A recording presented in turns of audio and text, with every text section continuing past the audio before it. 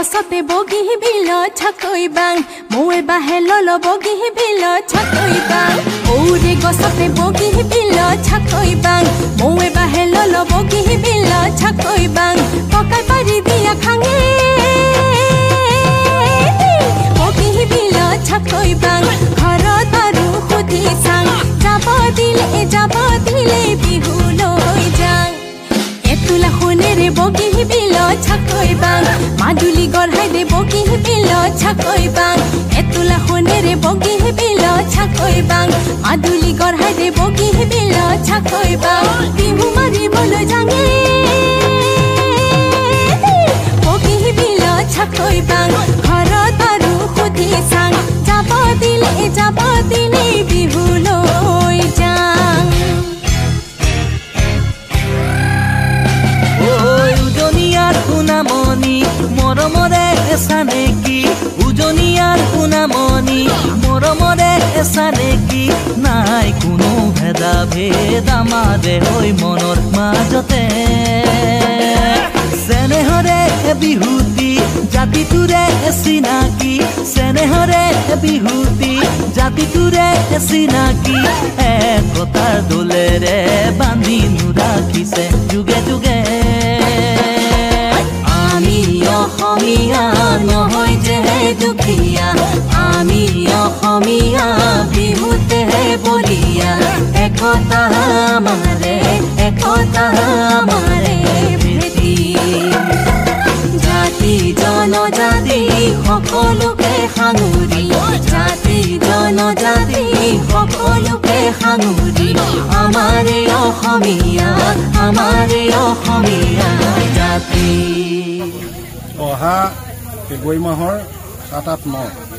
আপোনাৰ কৈছে সাহিত্য বা দ্বিতীয় বাৰ্ষিক অধিৱেশন আমাৰ খেল পথাৰত অনুষ্ঠিত হ'ব আৰু মই ইতিমধ্যে আজি আমি 25 ডিচেম্বৰ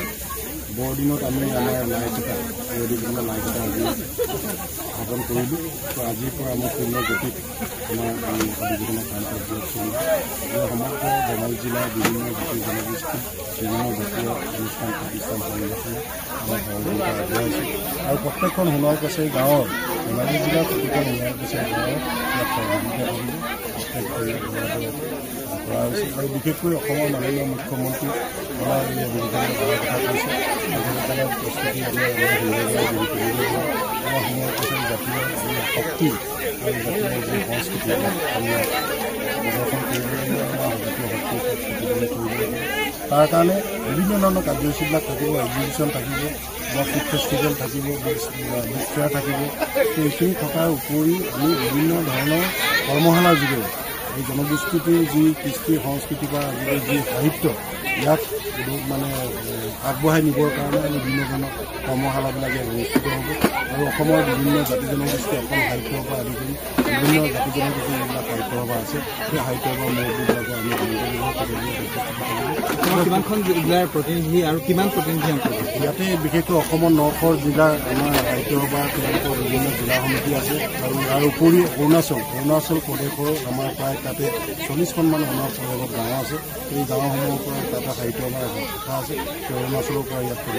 গতিকে যে নিয়াৰ 500 আমি বেছি ডেলিগেটৰ কথা ভবা নাই 5,000 প্ৰতিনিধি কথা লগ ভাবিছোঁ 5,000 প্ৰতিনিধি ইয়াত সমাবেত হ'ব কিন্তু 3 দিনত আটাইকেইদিনৰ 3 দিনৰ ভিতৰত মিনিমাম ইয়াত 1 লাখ জনসাধাৰণ সমাবেত থাকিব সোণোৱাল কছাৰী সাহিত্য সভাৰ কেন্দ্ৰীয় আজি দ্বিতীয় বাৰ্ষিক অধিৱেশন সেই অধিৱেশনৰ পূৰ্ণ প্ৰস্তুতি চলিছে আৰু তাৰ শুভাৰম্ভ হিচাপে আজি এক মাংগলিক অনুষ্ঠান লাইখুটা স্থাপন কৰা হৈছে আৰু ইয়াতো লাইখুটা আমাৰ সোণোৱাল কছাৰী সমাজৰ আৰু বিভিন্ন দল সংগঠনৰ সকলোৰে সহযোগত আমি এই অনুষ্ঠানটো সমাপন কৰিছোঁ আৰু সম্পূৰ্ণ মাংগলিকভাৱে আজি মৃদঙীয়া গায়ন বায়ন পৰিৱেশন কৰি আৰু আমাৰ সোণোৱাল কছাৰীসকলৰ যিসমূহ কৃষ্টি সংস্কৃতিৰ দল আছে লেচাৰী লগবি সকলোৱে সমিল মিলে সোণোৱাল কছাৰী ৰাইজে আৰু অন্যান্য দল সংগঠনৰ সহযোগত আমি আজি লাইখুটা স্থাপন কৰিছোঁ ইয়াৰ লগে লগে আমি এটা নিৰ্দিষ্ট পৰিকল্পনা আমাৰ সোণোৱাল কছাৰী সাহিত্য সভাৰ দ্বিতীয় সংখ্যক যি ধেমাজি অধিৱেশন এই ধেমাজি অধিৱেশনখন সাফল্যমণ্ডিত কৰিবৰ কাৰণে আমি সকলো ৰাইজৰ সহায় সহযোগিতা আৰু দিহা পৰামৰ্শ বিচাৰিছোঁ। তাৰ উপৰিও আমি বিভিন্ন ধৰণৰ কাৰ্যসূচী ৰাখিছোঁ। আগন্তুক 2025 বৰ্ষৰ ফেব্ৰুৱাৰী মাহৰ 7, 8, 9 ফেব্ৰুৱাৰী তাৰিখে এই অধিৱেশনখন 3দিনীয়া বৰ্ণাঢ্য কাৰ্যসূচীৰে অনুষ্ঠিত হ'ব। আৰু এই অনুষ্ঠানত সৌভাগ্যৰ বিষয়ে যে অসমৰ মাননীয় মুখ্যমন্ত্ৰী আৰু হিমন্ত বিশ্ব শৰ্মা ডাঙৰীয়া উপস্থিত থকাৰ কথা কৈছে, শিক্ষামন্ত্ৰী ৰণোজ পেগু ডাঙৰীয়া থকাৰ কথা কৈছে। তাৰ উপৰিও আমাৰ সাংসদ আৰু প্ৰাক্তন তথা মুখ্যমন্ত্ৰী সৰ্বানন্দ সোণোৱাল ডাঙৰীয়া এই সভাত উপস্থিত থাকিব। লগতে বিধানসভাৰ অধ্যক্ষ বিশ্বজিৎ দৈমাৰী ডাঙৰীয়া এই সভাত উপস্থিত থকাৰ কথা কৈছে। আৰু আমি সোণোৱাল কছাৰীৰ জাতিৰ যিসমূহ কৃষ্টি সংস্কৃতি ভাষা সকলোবিলাক যাতে এই অধিৱেশনখনত উপস্থাপন কৰি দেখুৱাব পাৰোঁ, ৰাইজৰ আগত দেখুৱাব পাৰোঁ। আমি কৃষ্টি সংস্কৃতিৰ যাতে এটা চহকী জাতি, আমাৰ নিজস্ব এটা কথিত ভাষা, সেই ভাষাটো যাতে সুন্দৰভাৱে আমি উপস্থাপন কৰিব পাৰোঁ, তাৰ কাৰণে আমি পূৰ্ণ প্ৰয়াস চলাইছোঁ। আৰু অসমৰ বিভিন্ন প্ৰান্তৰ ৰাইজে এই অনুষ্ঠানত অংশগ্ৰহণ কৰিব। তাৰোপৰি অৰুণাচলৰ আমাৰ সোণোৱাল কছাৰী ৰাইজেও এই সভাত অংশগ্ৰহণ কৰিব। আমি সকলোৰে সহায় সহযোগিতা তথা দিহা পৰামৰ্শ কামনা কৰিছোঁ। আৰু অধিৱেশন কেইদিনত এই গ্ৰন্থমেলা, খাদ্য বিপণী বা অন্যান্য বস্তা আমি সকলোবিলাকে পৰিকল্পনা কৰিছোঁ। ইয়াতে যিহেতু সাহিত্য সভাৰ অধিৱেশন, ইয়াতে এখন সুন্দৰ গ্ৰন্থমেলা থাকিব। তাৰোপৰিও আমাৰ যিহেতু জনজাতি হিচাপে আমাৰ যিসমূহ পৰম্পৰাগত খাদ্য, সেই খাদ্যসমূহ ইয়াতে উপলব্ধ হ'ব। আমি সুন্দৰ ব্যৱস্থা কৰিছোঁ। তাৰ উপৰিও আমি এটা চেষ্টা চলাইছোঁ যে সোণোৱাল কছাৰীৰ যি পৰম্পৰাগত গৃহ, সেই গৃহসমূহো ইয়াতে প্ৰদৰ্শন কৰিব বিচাৰিছোঁ। তাৰ উপৰিও আমাৰ নিজস্ব যি আধ্যাত্মিকতা, আমি যি পূজা সেৱা কৰোঁ, যি আমাৰ বাইথ মন্দিৰ, সেই বাইথ মন্দিৰো ইয়াত সুন্দৰভাৱে আমি উপস্থাপন কৰাৰ এটা চিন্তা চৰ্চা কৰিছোঁ। আৰু আমি সক্ৰিয়ভাৱে এটা আন্তৰিক ধন্যবাদ জনাব লাগিব, যিহেতু এই অধিৱেশনখন ধেমাজিৰ জীয়াঢল চাৰিআলিৰ আমোলগুৰিত অনুষ্ঠিত হ'ব। আৰু আমোলগুৰিবাসী ৰাইজে সক্ৰিয়ভাৱে ওলাই আহিছে এই অনুষ্ঠানটোত সহযোগ কৰিবৰ কাৰণে। আমি এই জীয়াঢলবাসী তথা আমোলগুৰিবাসী ৰাইজৰ আৰু ইয়াৰ দাঁতি কাষৰীয়া যিসমূহ গাঁও আছে, আমি প্ৰত্যেককে ধন্যবাদ জনাইছোঁ। তেওঁলোকে এই অনুষ্ঠানটো হৃদয়ৰ পৰা লৈছে আৰু সহায় সহযোগ কৰিবৰ কাৰণে সকলোৱে আগবাঢ়ি আহিছে।